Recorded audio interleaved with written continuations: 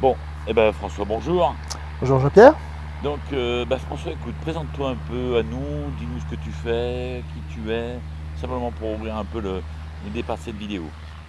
Alors j'aime beaucoup l'image parce qu'en fait j'habite à côté d'un aérodrome à Saint-Galmier et voilà, vous entendez peut-être un avion qui décolle et je trouve que cette image d'avion qui décolle, pour faire le parallèle avec ma vie justement, c'est sympathique. François, 47 ans, heureux papa d'un petit garçon qui vient d'avoir 4 ans, voilà, il y a quelques jours, qui s'appelle Clément. J'ai commencé ma carrière professionnelle, on va dire, dans le monde de la finance. On va la reprendre. Tu veux bien la reprendre parce que j'ai oublié de dire quelque chose pour moi d'important. Allez, on la reprend. Tac. Non, mais t'étais pas obligé de couper. On coupera au montage, mon petit. Laisse. Ah oui, ça, c'est vrai que toi, tu peux tout faire, ça, moi, je suis pas bien. No Bon, panique. ah oui, t'as raison. Il faudrait qu'un jour tu me montres, tu me fasses un Ouais, cours là-dessus, je viendrai, ouais, tu me montres. Bon, bref. ouais. On prendra une semaine. Non, on va pouvoir. Et t'as quoi comme logiciel pour ça? Il faut demander à Vanessa, c'est elle quel logiciel. D'accord, bon, Non. on gérera avec elle. Allez.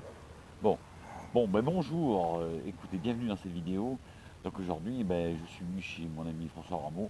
Donc juste pour me présenter, moi je m'appelle Jean-Pierre Vastorez et François Rameau qui est ici aujourd'hui, à qui je vais poser des questions. Nous avons fait une formation de coach Mm. pour la cité d'Institut des neurosciences appliquées. Donc on se retrouve aujourd'hui, il était venu manger chez moi, on s'est engagé à faire une vidéo.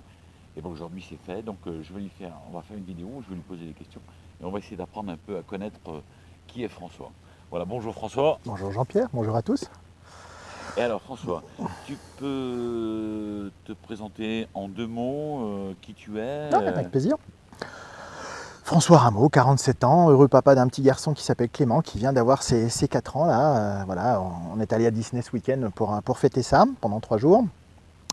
Parcours d'ex-sportif de haut niveau, handballeur, donc sport collectif, ça peut être intéressant à souligner pour des interviews futures. J'ai créé une première société de conseil il y a aujourd'hui 10 ans, un conseil spécialisé auprès des dirigeants d'entreprise en fait. Société qui faisait des conseils sur le système de rémunération, les stratégies, on va dire, de transmission d'entreprise, de cession d'entreprise, d'optimisation patrimoniale. Voilà. Et puis j'ai eu un événement dans ma vie qui m'a amené à me repositionner professionnellement. Voilà. D'accord. Donc là, ça, est-ce que tu peux nous en parler? Parce que moi, je te connais un petit peu, Mhm. je sais que des gens en ont discuté, mais j'aimerais qu'ils le précisent parce que je pense que ça peut aider beaucoup de gens. Toi,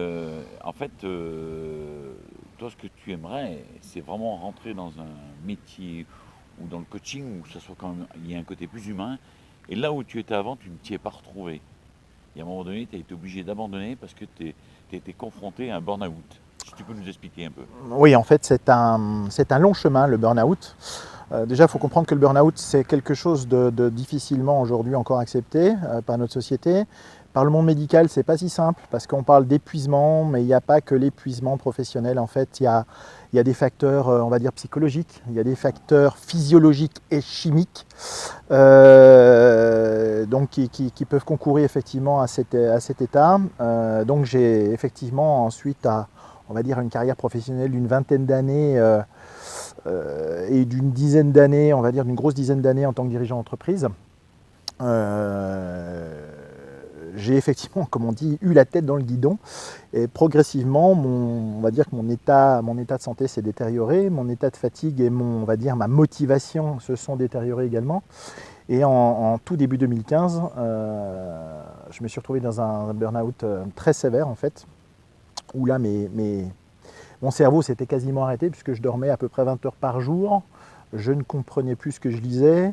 J'avais du mal à me concentrer au-delà de 5 minutes. Suivre une conversation technique était devenu quasi impossible pour moi. Donc ça a duré de longs mois et effectivement ça a été un moment de vie pas simple parce que quand on est battant, quand on a été sportif de haut niveau, se sentir aussi affaibli, j'étais plus que mis à terre, hein. C'était un moment pas simple. Mais justement, grâce à certaines capacités, peut-être liées au sport de haut niveau, je pense avoir bien rebondi et je me suis interrogé pendant cette période qui est, on va dire, peut-être encore un petit peu en cours, soyons honnêtes. J'ai pu m'interroger sur qu'est-ce que je faisais de ma vie jusqu'à présent. J'ai eu la naissance de mon petit Clément. Ça a joué un grand rôle aussi qui est né, on va dire, 1 an et demi avant ce burn-out.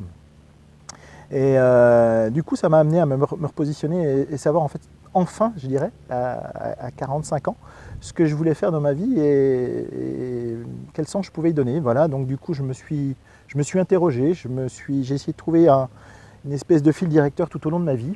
Et je m'aperçois que ce fil directeur, c'est l'humain. Donc j'ai travaillé dans la finance, dans le conseil, tu l'as souligné. C'est un milieu qui est très intéressant, intellectuellement très dynamique, très intéressant. On rencontre des gens très intéressants également, avec des problématiques particulières. Le dirigeant d'entreprise, pour moi, et l'entreprise en elle-même, ce sont deux entités qui me passionnent. J'ai pris beaucoup de plaisir à faire une partie de mon métier, mais je me suis aperçu que la partie qui me plaisait le plus, c'était la partie centrée sur l'humain, justement. Qu'est-ce qui faisait qu'un dirigeant d'entreprise pouvait réussir? Quand je dis réussir, c'est bien évidemment faire fonctionner son entreprise, mais c'est aussi réussir sur un plan humain, c'est-à-dire réussir sa vie personnelle, réussir sa vie professionnelle, être épanoui. Qu'est-ce que c'est que l'épanouissement, justement? Et en fait, je me suis, en reprenant les entretiens que j'avais pu vivre, de quelques centaines de dirigeants d'entreprise, tous bien différents les uns des autres, en fait, voilà, j'ai trouvé quelque chose on va dire une niche qui m'intéressait vraiment. C'était le côté humain du dirigeant d'entreprise et donc du coup de ses collaborateurs, puisqu'il y a une interaction. Et en fait, pour faire un lien avec la société de conseil en gestion de patrimoine indépendante que je dirigeais, en fait, pour valoriser l'entreprise, aujourd'hui, les études démontrent qu'une entreprise accompagnée notamment par des coachs, que ce soit le dirigeant ou les équipes, ces entreprises sont beaucoup plus performantes, mais dans une notion durable, je dirais de performance durable et écologique sur un plan humain. Et donc du coup, j'ai trouvé pour moi aujourd'hui ma vraie place en fait, parce que j'ai toujours, je te l'ai dit, été passionné par l'entreprise. Et du coup, je trouve qu'on peut énormément progresser sur le développement des entreprises en passant par, on parle des ressources humaines. Ressources humaines, ça me fait un peu penser à un plan comptable, et là, je ne trouve pas ça très sexy. Mais effectivement, je pense qu'en s'occupant un peu plus de l'humain, aujourd'hui, les entreprises, et notamment les entreprises françaises, mais ça peut être des entreprises multinationales, bien évidemment, peuvent trouver à améliorer grandement leur performance. Voilà. D'accord. Toi, qu'est-ce que tu donnerais, par exemple, conseil, parce que je suppose peut-être qu'il y en a des gens qui sont dans cet état-là, à quelqu'un qui est dans cette phase de burn-out? Alors ce qui est compliqué avec le burn-out, c'est qu'en fait c'est quelque chose, c'est comme une espèce de serpent, quelque chose qui rampe, qui vient de temps en temps, on s'aperçoit qu'on est un peu fatigué. Moi j'ai mis à peu près 20 ans à exploser. Donc le monde médical m'a dit que c'était effectivement une belle performance, mais j'ai bien explosé fortement. Mais c'est quelque chose dont on ne prend pas toujours conscience tout de suite en fait, puisque tous les jours tu fais un petit peu plus, encore un petit peu plus, tu cliquettes des niveaux de stress quelque part, mais tu ne fais pas de retour en arrière en fait. Plus tu y avances, plus tu augmentes en fait cet inconfort ou cet état de mal-être, mais tu ne t'en aperçois pas puisque c'est tous les jours un petit peu plus. Et c'est ce qui est terrible, c'est qu'en fait à un moment donné à un autre, on est dans le déni de cet état-là et on ne comprend pas ce qui se passe. Je crois que ça, pour moi, ça a été ma plus grande surprise, c'est mettre un mot. J'ai eu la chance de tomber sur un médecin micronutritionniste, bonjour Anne, qui est devenue une amie, parce que c'est elle qui m'a fait prendre conscience, on va dire, de la partie médicale du burn-out, ce qui pouvait effectivement chimiquement et physiologiquement amener effectivement à des états tels qu'a été le mien.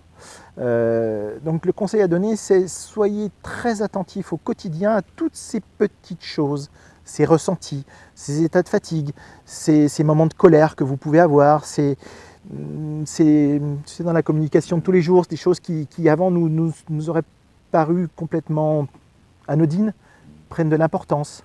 On commence à devenir un petit peu, pas acariâtre, mais acide, tu vois ce que je veux dire. Les plaisanteries ne sont pas super sympas, enfin bref. Il y a un ensemble en fait de phénomènes que j'ai appris à détecter aujourd'hui.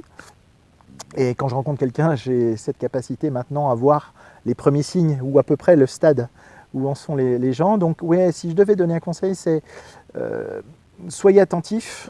Et je pense que le deuxième conseil pour être attentif, c'est probablement la prise de recul. Mais le problème, c'est que quand on a la tête dans le guidon, notamment pour les dirigeants d'entreprise ou pour la plupart des collaborateurs, quand on a la tête dans le guidon en tant que dirigeant d'entreprise au sein professionnel et dans la sphère personnelle, c'est très compliqué. C'est pour ça que je pense que je dirais aux gens, faites-vous aider, alors pas n'importe qui, pas forcément par un psychiatre ou un psychologue, on parle de coach. Et aujourd'hui, j'ai découvert ce que c'était qu'un coach comme je le conçois, c'est-à-dire une approche complètement holistique, globale, hein, la tête, le corps.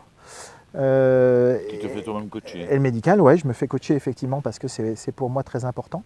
Et surtout, aujourd'hui, je dirais que mon expérience de vie me permet d'incarner tout ce que j'ai expérimenté et du coup, je pense que c'est une véritable richesse pour les clients et c'est ce qui semble me revenir sur les premiers témoignages des clients que j'ai pu récolter.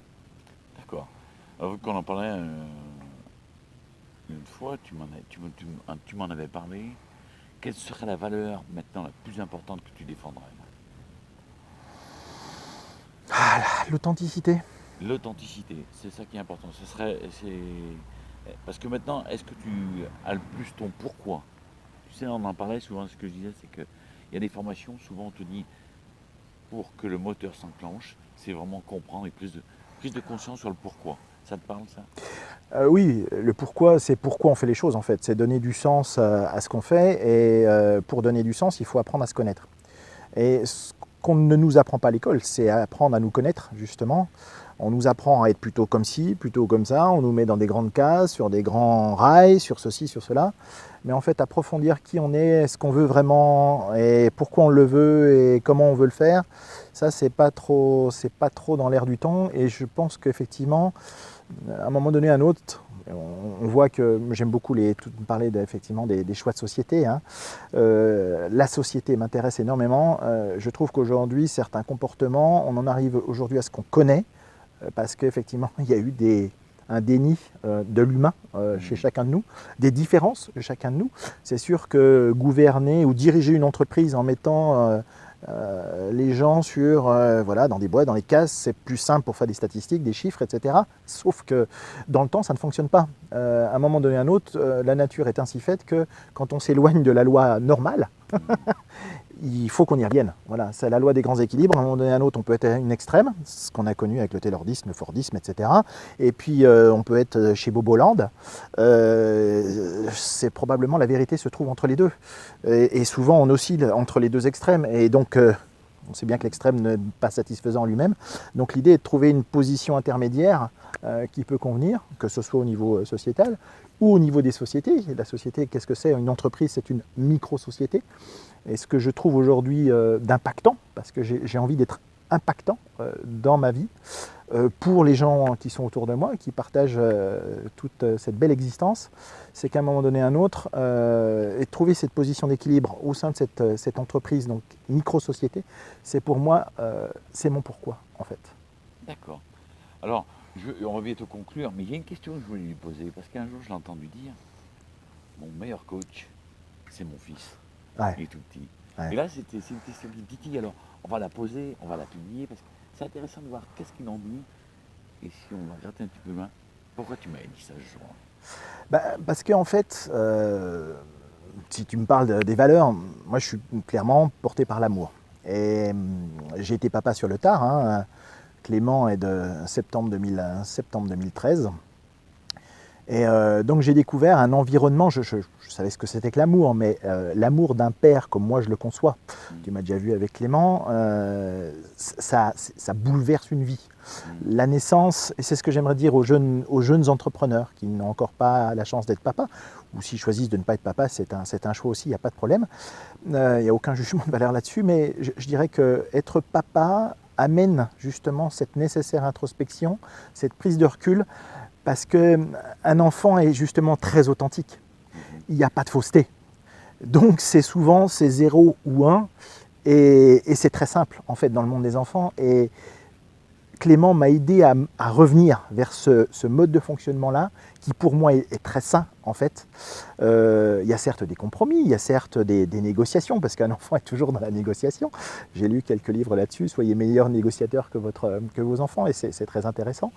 Mais au quotidien, Clément me permet justement de donner la meilleure version de moi-même, parce que là, mon pourquoi, c'est l'amour. C'est un, l'amour, et deux, donner les meilleures chances d'épanouissement à mon fils. Et pour donner les meilleures chances d'épanouissement à mon fils, je fais donc du sur-mesure. Donc ça nécessite chez moi des capacités d'adaptation au quotidien, en permanence. Et il me renvoie des choses. On a tous des défauts, on a des expressions, on a des choses comme ça. Et en fait, mon gosse me renvoie tout ça. Et du coup, je prends conscience, parce que tu l'as appris, si on n'a pas conscience des choses, on ne peut pas commencer à traiter les choses. Et la prise de conscience n'est pas si aisée que ça. Des fois, on croit savoir, mais on ne sait pas.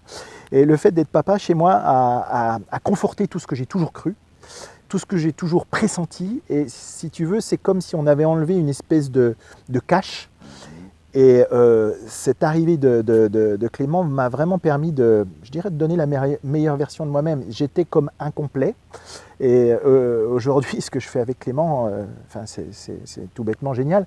Et lui, c'est le meilleur coach parce que quand je suis avec lui, il n'y a pas de faux semblant. Je veux dire, je suis son papa, il n'y a pas de question d'amour, on s'aime réciproquement. Et donc, du coup, on enlève les masques. Je ne suis pas dans un jeu. J'ai eu un métier auparavant dans la finance. On porte souvent des costumes, y compris des masques. Voilà. Tout le monde, la plupart des gens jouent un rôle aujourd'hui parce que faut ceci, parce que faut cela. Avec mon fils, c'est pas ça du tout. C'est papa, c'est mon fils, mon chachou. Voilà. Si un jour tu vois cette vidéo, je serais très fier que tu puisses voir ton papa. Petit moment d'émotion, gros moment d'émotion.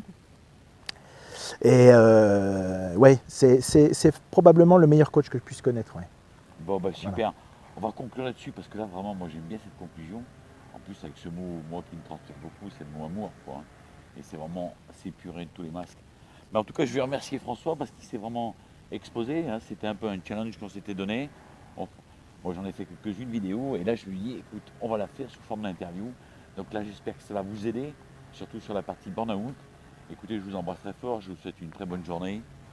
Et je laisse la parole à François pour terminer. Je vous souhaite une bonne journée, puis j'espère qu'effectivement, Jean-Pierre, on aura l'occasion de faire peut-être un format spécifique sur le burn-out, parce que j'ai beaucoup de choses à dire, et qui pourraient vraiment aider beaucoup de personnes. Parce que, en fait, je me suis aperçu que beaucoup de gens étaient à la limite du burn-out, et c'est toujours mieux de pouvoir traiter les choses le plus en amont possible plutôt que d'attendre. On peut faire aussi après, hein, ça se fait. Mais le mieux, c'est d'intervenir dans la chaîne le plus tôt possible. Et je serais ravi de pouvoir avoir un entretien sur ce sujet-là. Voilà. Allez, ça marche. On fait comme ça. Je te remercie. Très bonne fin de journée à tous. Au revoir. Merci.